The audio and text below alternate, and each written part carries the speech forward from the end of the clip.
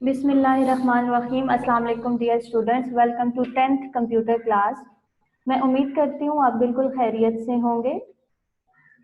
Computer का हमने unit number 2 start किया हुआ है। आज का जो हमारा टॉपिक है, हम बेसिक कमांड्स पढ़ रहे थे। आज हमने लिस्ट कमांड पढ़नी है जो कि है आपके पेज नंबर 23 पे। तो आप अपनी बुक्स का पेज नंबर 23 ओपन करें। List command. This command is used to display a loaded program partially or completely on the screen.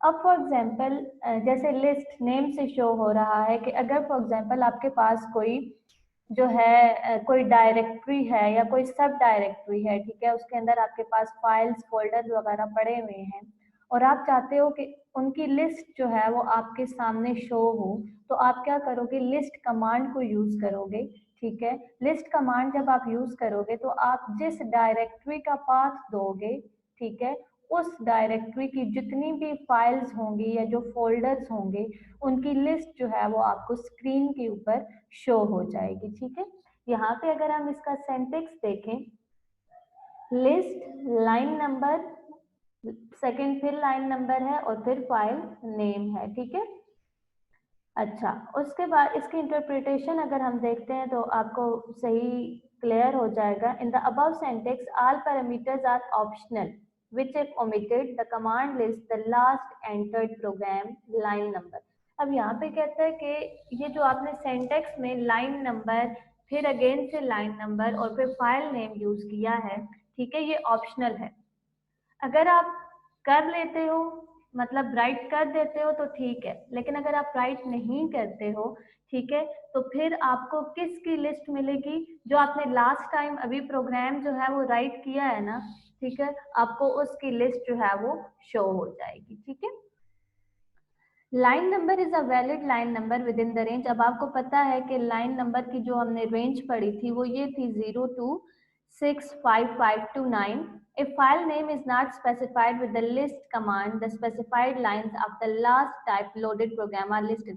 अब इसने ऊपर कहा ना कि ये सारे जो पैरामीटर्स हैं ये ऑप्शनल हैं, ठीक है। अगर आप इसको ओमिट कर देते हो तो आपके पास किसकी लिस्ट शो होगी, जो अभी आपने लास्ट टाइम जो प्रोग्राम राइट किया है, ठीक है, उसकी आपको लिस्ट शो हो जाएगी। उसकी जो आपने लाइन मेंशन की होंगी ना, आपने ये याद रखना है कि जो लाइन नंबर आप मेंशन करोगे वो इसी रेंज में होना चाहिए, यानी 0 to 65529 के दरमियान में होना चाहिए। अगर 0 से लेस हुआ, इट मीन्स कि अगर नेगेटिव हुआ तो तब भी आपका जो है फाइल नंबर वैलिड नहीं होगा, और अगर 65529 से बड़ा नंबर हुआ तो तब भी आपका फाइल जो लाइन नंबर है वो वैलिड नहीं होगा। ठीक है, यहाँ पे इसने एक एग्जांपल दी है, list all lines in the program. ठीक है, जब आप ऑल लाइंस बोल दोगे तो वो प्रोग्राम की जितनी भी लाइंस होंगी वो उनको करेगा, ठीक है, शो करेगा आपको उसकी लिस्ट। लिस्ट 20, अब यहाँ पे जस्ट इन्होंने क्या किया, 20 राइट कर दिया, तो ये list lines of the program up to line number 20, यानी लाइन 1 से लेकर लाइन 20 तक जो लिस्ट बनती है लाइन की वो आपको शो करेगा। ठीक है, आगे लिस्ट 10 to 20, इट मीन्स 10 से लेकर 20 तक जितनी भी लिस्ट आती हैं वो उनकी जितनी भी लाइंस आती हैं वो उनकी लिस्ट को शो करेगा। और सेकंड है जी लिस्ट 20। अब देखो जो सेकंड इसने एग्जांपल दी लिस्ट, इसने पहले जो है वो ये यूज की, स्पेस यूज की और उसके बाद 20, यानी एक डैश यूज करने के बाद उसने 20 यूज किया, और लास्ट वाले एग्जांपल में पहले इसने 20 राइट किया और उसके बाद उसने स्पेस का सिंबल यूज किया, माइनस का सिंबल यूज किया। ठीक है, तो जो सेकेंड वाली एग्जांपल थी उसमें क्या करेगा कि स्टार्ट से लेकर 20 तक जाएगा और एंड वाली एग्जांपल में 20 से लेकर एंड तक जाएगा। ठीक है, नेक्स्ट है हमारी load command. This command loads a file from disk to memory.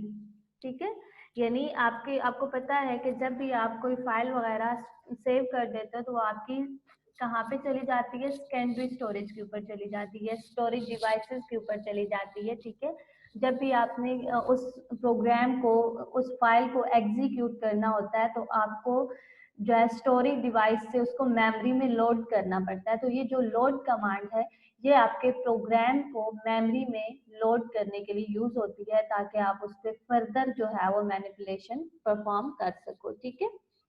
Interpretation इसमें भी वही है, सिंटैक्स इसका लोड, आगे फाइल नेम और फिर आर देख लेते हैं क्या है। File name is the name of file to be loaded. अब फाइल नेम क्या होगा, जो फाइल हमने स्टोरेज से मेमोरी में लोड करनी है उसका नेम होगा, ठीक है। If R option is used with load command the program runs after it is loaded. अब यहाँ पे देखो, अगर तो आपने सिर्फ लोड करना है, ठीक है, अपने प्रोग्राम को जस्ट आपने लोड करना है, तो आप क्या करोगे, लोड की कमांड यूज करके उसके बाद फाइल नेम दे दोगे कि हमने इस फाइल को स्टोरेज से मेमोरी के ऊपर लेके आना है, ठीक है। लेकिन अगर आप चाहते हो कि जब आपकी फाइल जो है वो लोड हो जाए उसके बाद वो एग्जीक्यूट करे या उसके बाद वो रन करे, तो आप साथ ये आर यूज करोगे। आर का क्या मतलब होगा कि जैसे ही फाइल लोड होती जाएगी मेमोरी के अंदर, वो रन करना स्टार्ट कर देगी, ठीक है। जैसे यहाँ पे इसने एग्जांपल से लोड, इसने आगे ये पाथ बता दिया फैक्ट डॉट बी एस का, ठीक है। ये जो है ना फैक्ट डॉट बी एस जो है फाइल है, ठीक है, वो कहाँ पे पड़ी हुई है, ड्राइव डी पे पड़ी हुई है, वो उसको लोड करेगा। नेक्स्ट इसी के साथ इसने आर यूज किया, तो जैसे ही ये फाइल लोड होती जाएगी उसके बाद वो एग्जीक्यूट करना स्टार्ट कर देगी, ठीक है। नेक्स्ट है हमारे पास mkdir कमांड। तो ये आपके पास सब डायरेक्टरी बनाने के लिए यूज होती है। अब सब डायरेक्टरी क्या होती है, जैसे लेट्स सपोज हमारे पास एक फोल्डर है, ठीक है, उसके अंदर अगर हम फोल्डर बनाते हैं तो उसको हम सब फोल्डर बोलते हैं। तो इसी तरह से डायरेक्टरी है हमारे पास। डायरेक्टरी क्या होती है, जिसमें हम डिफरेंट डेटा अपना स्टोर कर रहे होते हैं, ठीक है।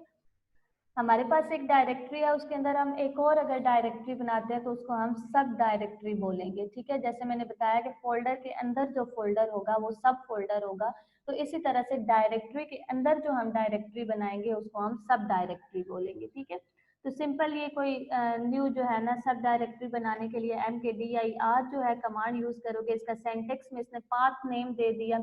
पाथ नेम क्यों दे दिया कि आप एक्चुअली जो है वो सब डायरेक्टरी बनाना कहाँ पे चाहते हो, ठीक है। तो जिस पाथ के ऊपर, जिस डायरेक्टरी के अंदर आपने सब डायरेक्टरी बनानी है, आप उसका पाथ नेम दोगे, ठीक है। आप उसका पाथ नेम दोगे, ठीक है। तो आप जो है ना अपनी डायरेक्टरी का पाथ नेम दोगे जिसके अंदर आपने सब डायरेक्टरी बनानी है, ठीक है। तो जस्ट आप mkdir कमांड यूज करोगे तो वहां पे आपकी जो है सब डायरेक्टरी बन जाएगी, ठीक है। उसके बाद है जी हमारे पास, इसकी एग्जांपल इसने दे दी है mkdir डी ड्राइव का पाथ इसने दिया गुड्स इन्वेंट्री। अब ये क्या करेगा, इन्वेंट्री सब डायरेक्टरी होगी, इससे पीछे जो गुड्स है वो डायरेक्टरी होगी, ठीक है, और इससे पीछे जो डी है वो ड्राइव होगा। ये पूरा पाथ दे रहा है कि ड्राइव डी के अंदर जाओ, ठीक है, वहां पे एक गुड्स के नाम से एक डायरेक्टरी पड़ी हुई है, उसके अंदर इन्वेंट्री के नाम से जो है ना आपने सब डायरेक्टरी बनानी है। नेक्स्ट है हमारे पास नेम कमांड। तो ये क्या करता है, लेट्स सपोज हमने अगर फाइल का एक नेम दे दिया और अगर आप उसको रीनेम करना चाह रहे हो तो आप नेम कमांड यूज करोगे, ठीक है। इसका सेंटेक्स में इसने बताया नेम ओल्ड फाइल नेम, यानी जो पहले आपका फाइल नेम था, एज न्यू फाइल नेम, जो आपने न्यू फाइल का नेम देना है, ठीक है। तो इस तरह से आपका जो ओल्ड फाइल नेम है वो ओवरराइट हो जाएगा और उसकी जगह पे आपका न्यू फाइल नेम आ जाएगा, ठीक है। नेक्स्ट है जी हमारे पास रीनम कमांड। रीनम कमांड क्यों यूज होती है, आपकी जो प्रोग्राम लाइंस हैं आप उनको रीनंबरिंग करते हो। जैसे लेट्स सपोज आपने पहले जो प्रोग्राम राइट किया उसमें जो आपने नंबरिंग दी वो लाइन 10 लाइन 20 यानी 10 के गैप से आपने जो है ना उसका लाइन नंबर दिया। लेकिन अब आप चाहते हो कि आप 10 के हिसाब से ना दो, आप 5 के हिसाब से 5 के गैप से आप उसको नंबर दे दो, तो आपको रीनंबर करना पड़ेगा। तो यहाँ पे आप रीनम की कमांड यूज करके उसको आप जो है ना रीनंबर कर दोगे। तो इसका सेंटेक्स देखो, renumber new number, old number, increment, ठीक है। यानी न्यू नंबर क्या था, क्या है, ओल्ड नंबर क्या था, और आप इंक्रीमेंट, जैसे मैंने बताया पहले 10 का इंक्रीमेंट था, अब आप 5 का करना चाहते हो तो आप इंक्रीमेंट 5 का लगाओगे, ठीक है। इंटरप्रिटेशन इसकी देख लीजिएगा। ठीक है, आपको जो है ना क्लियर हो जाएगा। इसकी एग्जांपल भी आप लोगों ने खुद देखनी है। नेक्स्ट हम देखते हैं RMDIR command. This command is use to remove delete a directory from the disk. जैसे पीछे MKDIR कमांड हमने पढ़ी, वो मेक डायरेक्टरी के लिए यूज होती थी या मेक सब डायरेक्टरी के लिए यूज होती थी। यहाँ पे RMDIR कमांड ये रिमूव डायरेक्टरी या फिर डिलीट डायरेक्टरी के लिए यूज होगी। ठीक है, सिंपली इसका पाथ उसी तरह से है जैसे MKDIR पाथ नेम देते थे, वो उस पाथ नेम के ऊपर जाके जो है ना डायरेक्टरी क्रिएट कर देता था। यहाँ पे वही पाथ उसी तरह से हम देंगे, वो उस पाथ पे जाएगा और वहां से जो डायरेक्टरी वहां पे पड़ी होगी उसको डिलीट कर देगा। ठीक है, इंटरप्रिटेशन इसके देख लेते हैं। The path name is the path of an existing directory which should not exceed 63 characters. यानी यहाँ पे जो पाथ नेम है वो किस डायरेक्टरी का पाथ नेम होगा जिसको आप डिलीट करना चाह रहे हो। ठीक है, the directory to be deleted must be empty, otherwise an error message will appear। यानी आप जो डायरेक्टरी रिमूव करना चाह रहे हो ना वो एम्प्टी होनी चाहिए। अगर उसके अंदर कोई डेटा पड़ा हुआ है तो आपको वो एरर शो करेगा कि इस डायरेक्टरी के अंदर डेटा पड़ा हुआ है। ठीक है, इट मीन्स कि RMDIR कमांड क्यों यूज होती है, एम्प्टी डायरेक्टरी को रिमूव करने के लिए। ठीक है, जब अगर उस डायरेक्टरी के अंदर डेटा पड़ा हुआ होगा तो वो आपको एरर मैसेज शो करेगा। ठीक है, यहाँ तक हमारी जो है ना कमांड्स कंप्लीट हो जाती हैं, मतलब आगे रन कमांड स्टार्ट होगी। ठीक है, तो यहाँ पे आप जो है ना इनकी जो मैंने आज पढ़ाई है इसके सिंटैक्स, इंटरप्रिटेशन और एग्जांपल्स जो है अच्छी तरह से स्टडी करिएगा। होप सो आपको क्लियर हो जाएगा। ठीक है, मजीद अगर कोई प्रॉब्लम हुई तो बता दीजिएगा, हम फिर से डिस्कस कर लेंगे। अपना ख्याल रखिएगा। अल्लाह हाफिज।